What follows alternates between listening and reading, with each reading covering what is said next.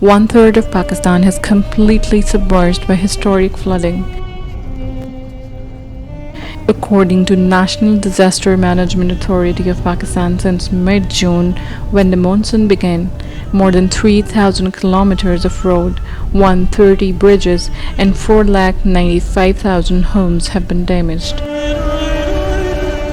Pakistan saw similar flooding and devastation in 2010 that killed almost 2,000 people.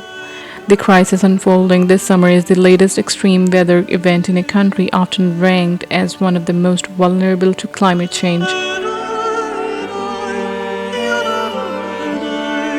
Pakistan this spring began experiencing record-breaking drought-intensifying heat, which scientists concluded had been 30 times as likely to occur because of human-caused global warming.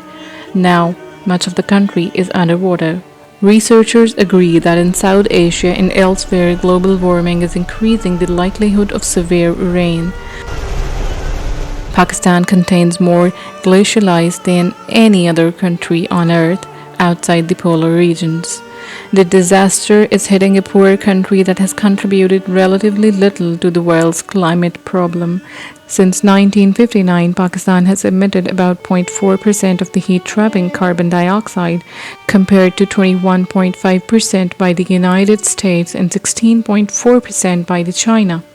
After nearly 3 months of incessant rain, much of Pakistan's farmland is now underwater, raising the specter of food shortages in what is likely to be the most destructive monsoon season in the country's recent history. More than 1,100 people have died so far, and more than 1 million homes have been damaged or destroyed.